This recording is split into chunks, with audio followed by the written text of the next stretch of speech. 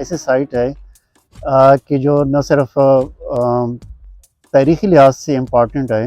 بلکہ اس میں جو کارخانے ملے ہیں اور اس میں جو ہمیں ٹیکنالوجی ملی ہے، یہاں پہ ورکشاپ کیسے بناتے تھے، اور پھر انہی ورکشاپ میں اوزار کیسے بناتے تھے، پھر اوزار کے ساتھ ساتھ مختلف قسم کے ان کے جو ہتھیار ہوتے تھے وہ کیسے بناتے تھے، تو یہ ساری چیزیں ہمیں یہاں سے ملی ہے۔ ان کے علاوہ ہمیں جو تاریخ بنانے کے لیے باقی چیزیں درکار ہیں، وہ مختلف قسم کے پارٹس ہیں، مٹی کی جو بنی ہوئی اوزار وہ ہیں، برتن ہیں، وہ ملے ہیں۔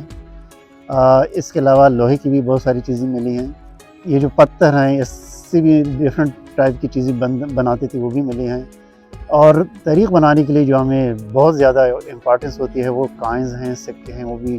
اچھی خاصی تعداد میں ملے ہیں۔ تو سب کو ملا کے تقریباً ہماری تاریخ بنتی ہے وہ سیکنڈ سینچری سے لے کے BC سے لے کے سیکنڈ سینچری AD تک ہمیں ایک کمپلیٹ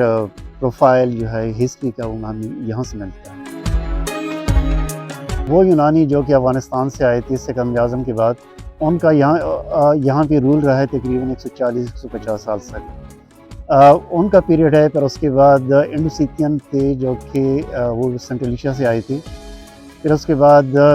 پارتھین ہے، لیکن ہمیں کوئی ایویڈنس نہیں ملا، اس لیے کہ ابھی تک ان کا کوئی قائم نہیں ملا ہے۔ تو یہ 400 سال تک تقریباً یہ آباد ہوتی رہی ہے، اور اس میں نہ کہ دیرات مختلف پیریڈ کے ہیں، بلکہ یہاں پہ آپ دیکھ بھی سکتے ہیں کہ یہاں پہ جو آبادی ہے، یہاں پہ جو بلڈنگ ہے وہ بھی 3 فیزز میں بنے ہیں، انڈو گریک کی ہے، پھر انڈوسیتین کی ہے، پھر کشان کی ہے۔